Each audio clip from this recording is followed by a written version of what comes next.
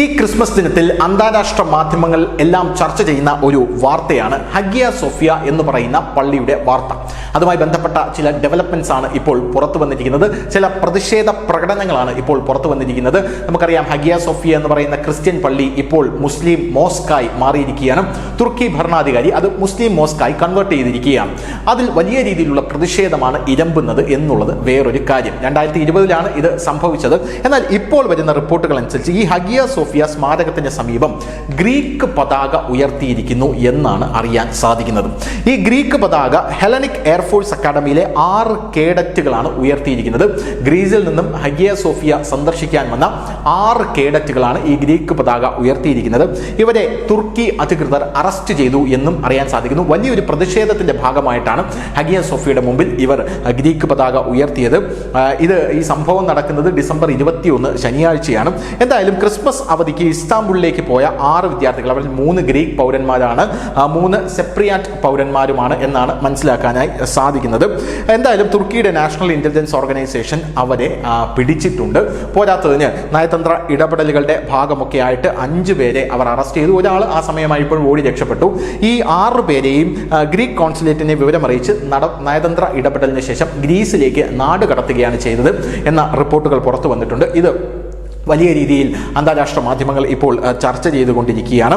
തുർക്കിയുടെ നിയമങ്ങൾ ലംഘിച്ചതിനാണ് അവരെ അറസ്റ്റ് ചെയ്തിരിക്കുന്നത്. യഥാർത്ഥത്തിൽ അവിടെ തുർക്കിയിൽ മറ്റ് പതാകകൾ ഉയർത്തുന്നതിന് ഒരു പ്രത്യേക പ്രോട്ടോകോൾ ഉണ്ട്. അത് തുർക്കി പതാകയുടെ നിയമവുമായി ബന്ധപ്പെട്ട ആ ഒരു നിയമവ്യവസ്ഥയിൽ ആലേഖനം ചെയ്യപ്പെട്ടിട്ടുള്ള കാര്യമാണ്. അതുകൊണ്ട് തന്നെ മറ്റ് പതാകകൾ ഉയർത്തുമ്പോൾ അവിടെ ഇത്തരത്തിലുള്ള നടപടികൾ നേരിടാൻ സാധ്യതയുണ്ട് എന്നാണ് തുർക്കി പറയുന്നത്. പക്ഷേ ഈ വാർത്ത നമ്മൾ പരിശോധിക്കുമ്പോൾ എന്തിനാണ് ഗ്രീക്ക് പൗരന്മാർ തുർക്കിയിൽ ഹഗിയ സോഫിയയിൽ വന്ന് ഈ പതാക ഉയർത്തിയത് എന്ന് പരിശോധിക്കാൻ നമ്മൾ ചരിത്രത്തിലേക്ക് പോകണം എന്നുള്ളതാണ്. ആ ചരിത്രത്തിലെ ആ ഒരു രസകരമായിട്ടുള്ള കഥ പറയാം. അതായത് ഈ തുർക്കിയെ സംബന്ധിച്ചും ഹഗിയ സോഫിയയെ സംബന്ധിച്ചും ഒട്ടോമൻ വംശജരുടെ അധീനതയിലായിരുന്നു ഹഗിയ സോഫിയ എന്ന് നമുക്കറിയാമല്ലോ. ഒട്ടോമൻ വംശജർ എന്ന് പറയുമ്പോൾ മുസ്ലിം മതവിഭാഗം, അവരുടെ രാജാക്കന്മാർ, അവരുടെ അധീനതയിലായിരുന്നു ഈ ഹഗിയ സോഫിയ ഉണ്ടായിരുന്നത്. ഈ ഹഗിയ സോഫിയ മോസ്കായി പരിവർത്തനപ്പെട്ടതിനും നൂറ്റാണ്ടുകൾക്ക് ശേഷവും ഇത് ഒരു ഗ്രീക്ക് ഓർത്തഡോക്സ് വിശ്വാസത്തിന്റെ പ്രതീകമായി തുടർന്നു എന്നുള്ളതാണ്. യഥാർത്ഥത്തിൽ ഈ ഹഗിയ സോഫിയ എന്ന് പറയുന്നത് ഗ്രീക്ക് ഓർത്തഡോക്സ് വിശ്വാസത്തിന്റെ ഒരു വലിയ ഹൃദയഭൂമിയായിരുന്നു. ആ ഹൃദയഭൂമിയായിട്ടുള്ള ഹഗിയ സോഫിയ ഒട്ടോമൻ വംശജർ ഹഗിയ സോഫിയയെ കീഴ്പ്പെടുത്തി പള്ളിയാക്കി മാറ്റിയതിനു ശേഷവും അങ്ങനെ തന്നെ 6 നൂറ്റാണ്ടുകളോളം തുടർന്നു എന്നാണ് ചരിത്രം പരിശോധിക്കുമ്പോൾ നമുക്ക് മനസ്സിലാക്കാനായിട്ട് സാധിക്കുന്നത്. ലക്ഷക്കണക്കിന് ഗ്രീക്കുകളാണ് ഈ പള്ളിയിലേക്ക് വരുന്നത്. 537 മുതൽ 1453 വരെ ബൈസന്റൈൻ വംശം, അതായത് ബൈസന്റൈൻ സാമ്രാജ്യം എന്ന് പറയുന്ന ഒരു സാമ്രാജ്യം ഉണ്ടായിരുന്നു. ആ സാമ്രാജ്യം വലിയ പള്ളി എന്നാണ് ഈ ഹഗിയ സോഫിയെ വിളിച്ചിരുന്നത്. അതായത് ഈ പള്ളി കിഴക്കൻ ക്രിസ്തു മതത്തിന്റെ കിഴക്കൻ ഹൃദയമായിരുന്നു ഈ ഹഗിയ സോഫിയ എന്ന് പറയുന്ന പള്ളി. എന്തായാലും ഈ പള്ളിയിൽ മൊത്തം 23,000 ആരാധകരാണ്, അതായത് ആരാധനയ്ക്കായി എത്തുന്നത് 23,000 പേരാണ് പ്രതിദിനം എന്നാണ് കണക്ക് കൂട്ടിയിരുന്നത്.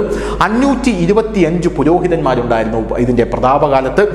ഡീക്കൻസ്, മന്ത്രവാദികൾ എല്ലാവരും ഇവരുടെ ആരാധനാക്രമത്തിൽ പള്ളിയിലേക്ക് എത്തിച്ചേരുന്ന ഒരു കാഴ്ച നമുക്ക് ചരിത്രം പരിശോധിച്ചാൽ കാണാനും സാധിക്കും. എന്തായാലും ഈ പള്ളി നിർമ്മിച്ചത് 6 വർഷമെടുത്താണ് എന്നുള്ളതാണ് വേറൊരു കഥ. 537 ഡിസംബർ 27 പാട്രിയാർക്കീസ് മിനാസ് പള്ളി തുറന്നു കൊടുത്തത്, അല്ലെങ്കിൽ ഉദ്ഘാടനം ചെയ്ത് അദ്ദേഹത്തിന്റെ ആദ്യത്തെ കാർമ്മികത്തിൽ ചടങ്ങുകൾ നടത്തിയത്. 1453 മെയ് 29 അത് സംഭവിക്കുന്നത്. 9 നൂറ്റാണ്ടിലധികം ക്രിസ്ത്യൻ ഹൃദയ കേന്ദ്രമായിരുന്ന ഈ പള്ളി ബൈസന്റൈൻ സാമ്രാജ്യത്തിന്റെ അസ്തമനത്തോടുകൂടി ഈ പള്ളിയുടെ പ്രതാപവും അസ്തമിക്കുന്ന കാഴ്ചയാണ് നമുക്ക് കാണാനായിട്ട് സാധിച്ചത്. ലാസ്റ്റ് ബൈസന്റൈൻ ചക്രവർത്തിയായിട്ടുള്ള കോൺസ്റ്റന്റൈൻ 11 അദ്ദേഹം ഒട്ടോമൻ രാജാവായിട്ടുള്ള മുഹമ്മദ് 2 ആക്രമണത്തിൽ കീഴ്പ്പെടുകയും ആ മുഹമ്മദ് 2 കൈകളിലേക്ക് ഈ പള്ളി എത്തിച്ചേരുകയും ചെയ്തു. ഈ പള്ളി ആദ്യം തകർക്കാനാണ് അവർ ലക്ഷ്യമിട്ടിരുന്നത് എന്നാണ് ചരിത്രം പറയുന്നത്. പക്ഷേ ഈ പള്ളിയുടെ ചാരുതയും ഭംഗിയും ഇതിനകത്തുള്ള അതിഭീകരമായിട്ടുള്ള അല്ലെങ്കിൽ രസകരമായിട്ടുള്ള പലതരത്തിലുള്ള കൊത്തുപണികളും കണ്ടപ്പോൾ ഇവർക്ക് വലിയ രീതിയിൽ ഈ പള്ളിയോട് സ്നേഹം തോന്നി എന്നാണ് ഇവർ പറയുന്നത്. യഥാർത്ഥത്തിൽ ഈസ്റ്റേൺ റോമൻ ചാരുതയാണ്, ബൈസന്റൈൻ വാസ്തുവിദ്യയുടെ ചാരുതയാണ് ഈ പള്ളിക്കുള്ളത്. അത് ഈ ഒട്ടോമൻ രാജാക്കന്മാരിൽ വലിയ രീതിയിലുള്ള ഒരു മതിപ്പ് പള്ളിയിൽ ഉണ്ടാക്കി. അതുകൊണ്ട് തന്നെ ഈ പള്ളിയെ അവർ പുറം കോണുകളിൽ 4 മിനാരങ്ങളും കൂടെ ചേർത്ത് മോസ്ക് ആക്കാനായിട്ടുള്ള ഒരു തീരുമാനം എടുക്കുകയായിരുന്നു എന്നാണ് നമുക്ക് മനസ്സിലാക്കാനായിട്ട് സാധിക്കുന്നത്. അങ്ങനെയാണ് ഈ പള്ളി ആ സമയം തൊട്ട് മോസ്കായി മാറുന്നതും ഈ പള്ളിയിലേക്ക് പിന്നീട് ഈ പള്ളി ഒരു വലിയ തർക്ക പ്രദേശമായി മാറി. പിന്നീട് ഈ പള്ളി തിരിച്ചു വരുന്നത് ഒരു മ്യൂസിയം ഒക്കെ ആയിട്ടാണ്. അതിനുശേഷമാണ് ഈ പള്ളിയുമായി ബന്ധപ്പെട്ട ഇപ്പോൾ 2020 ഇത് വീണ്ടും തിരിച്ച് പള്ളിയാക്കാനുള്ളൊരു തീരുമാനം അവിടെയുള്ള തുർക്കി ഭരണാധികാരികൾ എടുത്തതും വലിയ പ്രതിഷേധമൊക്കെ ഉണ്ടായതും. എന്തായാലും ഈ പള്ളിക്ക് മുന്നിലാണ് ഇപ്പോൾ ഗ്രീക്ക് പൗരന്മാർ ഈ ഗ്രീക്ക് പതാക ഉയർത്തിയിരിക്കുന്നത്. അത് അവരുടെ വിശ്വാസത്തിന്റെ ഭാഗമായിരുന്നു എന്നും ചരിത്രം പരിശോധിച്ചാൽ നമുക്ക് മനസ്സിലാകും. News desk, news India Malayalam.